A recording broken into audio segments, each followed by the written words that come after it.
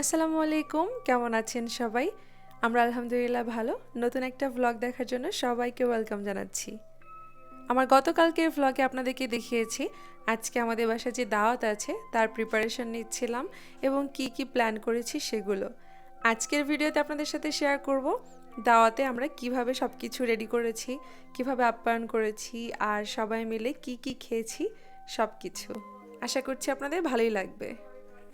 আমার গতকালকের ভ্লগে আপনাদেরকে বলেছিলাম আমাদের বাসায় আজকে গেস্ট আসবে, তো প্রিপারেশন যা নেওয়ার বেশিরভাগ গতকালকে রাত্রেই নেওয়া হয়ে গেছে।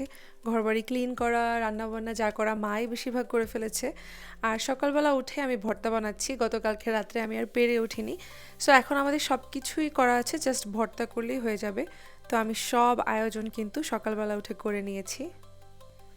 কিছু ভর্তা ব্লেন্ডারে করতেছি, কিছু হাতে ভর্তা করছি। কোনো শিলনোড়ায় করতে হয় এরকম কোনো ভর্তা আজকে করছি না। তো আমি প্রথমে যেটা করতেছি এটা হচ্ছে বিনস ভর্তা। প্যাকেটের মধ্যে এরকম সিমের বিচির মতো দেখতে থাকে বিনস, সেটাকে যদি আমি এভাবে করে ভর্তা করে নিই তাহলে এটা খেতে একদম কাঁঠালের বিচি ভর্তার মতো লাগে। একদমই মানে অন্যরকম না, আমি প্রথমবার এই ভর্তাটা খেয়েছি আর আমার কাছে একদম কাঁঠালের বিচি ভর্তার মতো লেগেছে।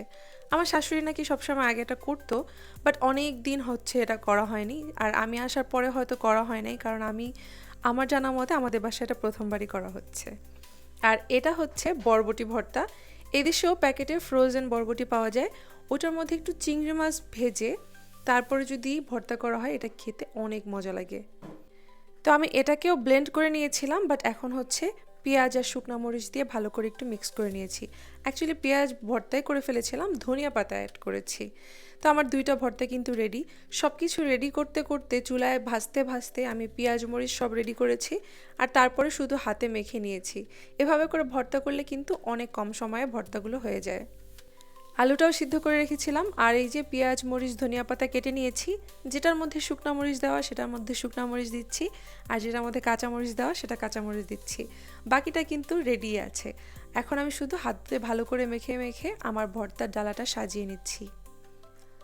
সো একটা আলু ভর্তা, একটা ডাল ভর্তা, একটা বিনস ভর্তা, বরবটি ভর্তা আর হচ্ছে মাছ ভর্তা। এখানে একটা মাছ পাওয়া যায় এরকম ছোট ছোট ব্রেড ক্রাম্বস দিয়ে ভাজা থাকে, ওটা এমনিতেও খাওয়া যায়, বাট আমরা হচ্ছে ওটাকে ফ্রাই করে তারপর ভর্তা করি, খেতে খুবই ভালো লাগে। সো আমার 5 পদের ভর্তা কিন্তু রেডি, দেখতে কিন্তু খুবই সুন্দর লাগছে আর লোভনীয় দেখছে। মাংস জাতীয় যেসব জিনিস থাকে সেগুলো আগের রাত্রে করে রাখলেও সবজি তরকারি কিন্তু যেদিন দাওয়াত সেদিনই করতে হয়। তো আমরা লাউ রান্না করতেছি, এটা ইলিশ মাছ দিয়ে। তো সেটা মা হচ্ছে আমি ভর্তা বানাতে বানাতে করে নিয়েছে। ফ্রেশ নান রুটি দোকান থেকে নিয়ে আসছে বাবা, আমি জাস্ট কেটে এরকম করে সাজিয়ে রেখেছি। নান রুটি কী দিয়ে খাওয়া হবে বলেন তো? এটা হচ্ছে নিহারি। আমার শ্বশুর নিহারি বানাতে পুরো ওস্তাদি বলতে পারেন। সে গতকালকে রাত্রে নিহারির সব কাজ শেষ করে রেখেছে, এখন শুধু ভালো করে জাল করে তারপর এটাতে ফোড়ন দেওয়া হবে। সো ফোড়ন দেওয়া হওয়ার পরে কিন্তু নিহারিটা সার্ভ করার জন্য রেডি। তারপরও শুধু জাল দিচ্ছেই আর দিচ্ছেই যাতে করে এটা মজা বাড়তেই থাকে। তো এদিকে আমার শ্বশুর নিহারির জন্য প্রস্তুতি নিচ্ছে, আমার শাশুড়িও সবজি তরকারি যা রান্না করার করে ফেলেছে, আর আমি শুধু টেবিলটা সাজিয়ে দিচ্ছি আর সেই সাথে সালাদটাও কেটে নিয়েছি। এখন সব কিছু আস্তে আস্তে আমরা টেবিলে সার্ভ করে দিব, কারণ আমাদের গেস্ট হচ্ছে দুপুরেই চলে আসছে। আমরা সবসময় চেষ্টা করি গেস্ট আসার আগেই সব কাজগুলো সেরে রাখতে, যাতে করে গেস্ট আসলে আমাদের আর কোনো এলোমেলো কিচেন বা পেন্ডিং কাজ না থাকে। তো আমাদের প্ল্যান হচ্ছে প্রথমে আমরা নিহারিটা সার্ভ করে দিব, নিহারি আর নান রুটি দিয়ে খাওয়া হবে একটা স্টার্টারের মতো। তারপরে আমরা বসে গল্প করব, চা খাবো, এরপরে ভাতের যে আইটেমগুলো আছে সেগুলো টেবিলে দিয়ে দিব। তো এই যে নিহারিগুলো আমার শ্বশুর সব বেড়ে বেড়ে দিচ্ছে আর আমি টেবিলে এনে সাজাচ্ছি। তবে এক একজন এক এক জায়গায় বসে খেতে হবে, কারণ আমাদের এখানকার বাসাগুলো ছোট হয়। সো সবাই চাইলেও কিন্তু একটা টেবিলে বসে খাওয়া যায় না, কারণ আমাদের এক একটা দাওয়াতে 15 থেকে 20 জন মানুষও হয়।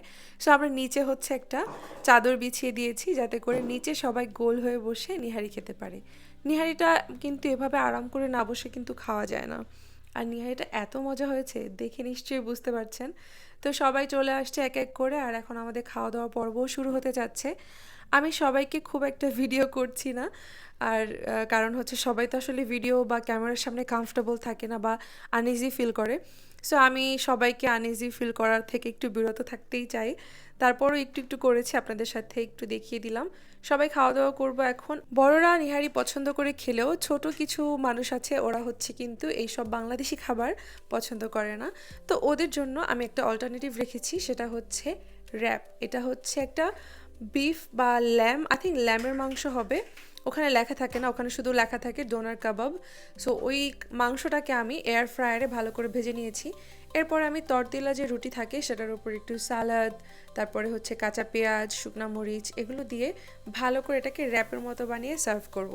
সো এটা বেশি করতে হয় নাই, 3-4টা করেছি কারণ বেশিরভাগ সবাই নিহারিই খেয়েছে। নিহারি খাওয়ার পরে এখন খাবার দাবার সার্ভ করা পালা। সব কিছু ভালো করে গরম করে নিয়েছি। আর এদিকে দেখেন পুরো একটা বড় প্যাকেটের আঙ্গুর নিয়ে আসছে। মানে আমার রিম আঙ্গুর খেতে পছন্দ করে।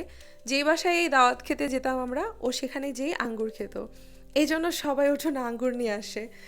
তো যাই হোক, আমি এখন টেবিল সাজিয়ে দিচ্ছি কারণ নিহারি খাওয়ার পরে সবাই গল্প টল্প করতেছে, সেই ফাঁকেই কিন্তু বেস্ট সুযোগ পরের যে মিল আইটেমটা সেগুলো সাজিয়ে দেওয়া। তো চলেন এক এক করে দেখিয়ে দিই। এখানে ডাল আছে, চচ্চড়ি, তারপরে রোস্ট, বিফ, বেগুন ভাজা, সালাদ, এটা হচ্ছে সর্ষে ইলিশ, আর লাউ, সেই সাথে ভর্তা। নর্মালি আমরা অনেক বেশি আইটেম করলেও এবার একটু কমই রেখেছি, কারণ ওই যে নিহারিতেই তো অনেকটা পেট ভরে গিয়েছে। এছাড়া খাওয়া দাওয়ার পরে ভারী ডেজার্টও আছে, রসগোল্লা, তারপর হচ্ছে রসমালাই, সেই সাথে তিরামিসু করেছিল আমার ননদিনী, আর আমি করেছিলাম একটা পুডিং। তো যাই হোক, সেগুলো আগেই বলে দিয়েছি, একটু পরেই দেখাচ্ছি আপনাদেরকে। তো এই তো আমাদের আর সব আয়োজন তো আপনাদেরকে দেখিয়ে দিলাম। আর আমরা যে সবাই মজা করে খাচ্ছি, গল্প করছি, সেগুলো তো প্রাইভেসির কারণে আসলে দেখানো হয় না। যাই হোক, একটা কমেন্ট পড়ে আসি। কে জামান কমেন্ট করেছেন, বরিশালের মানুষ ঢাকার মতো এত খাবার বাংলাদেশের আর কোথাও হয় না। আসলে আমি জানি না এই কথাটা কতটুকু সত্য, যদিও আমি ভিডিওতে মেনশন করেছিলাম যে বরিশালের মানুষের খাবার দাবার একটু অন্যরকম, বা তারা সবার আগে খাবার সার্ভ করে। বাট তারপর এটা আসলে কাউকে ছোট করার জন্য নয়। আমার কাছে মনে হয় সবাইকে রেসপেক্ট করা উচিত। তবে আমরা বরিশালের মানুষকে ভালো বলেছি বলে যে অন্য জেলার মানুষকে খারাপ বলা হয়েছে, সেটা কিন্তু নয়। আর সব সময় সব আপ্যায়ন খাবারেই যে সীমাবদ্ধ থাকে তা না। একটা মানুষ আসলে বাসায় তার সাথে সুন্দর করে কথা বলা, তার সাথে সময় দেওয়া, তাকে ভালো করে হাসি মুখে বিদায় দেওয়া পর্যন্ত সবকিছুই কিন্তু আপ্যায়নের মধ্যে পড়ে। কেউ কারো বাসায় কিন্তু খাওয়ার জন্য পড়ে থাকে না। তো কোন জেলার মানুষ ভালো, আপ্যায়নের সেরা, সেটা খাবার দিয়ে বিবেচনা না করে আমাদের আসলে তাদের ব্যবহার, কথাবার্তা, এই সব কিছু দিয়ে বিবেচনা করা উচিত। তো যাই হোক, আজকে অনেক কথা বললাম, আজকে আর নয়। কোনো ভুল বলে থাকলে সবাই ক্ষমা সুন্দর দৃষ্টিতে দেখবেন, আর অবশ্যই কমেন্ট করে আপনাদের মতামত জানাবেন। আজকে তাহলে বিদায় নিয়ে নিচ্ছি। সবাই খুব ভালো থাকবেন, আর দেখা হচ্ছে নেক্সট ব্লগে। আল্লাহ হাফেজ।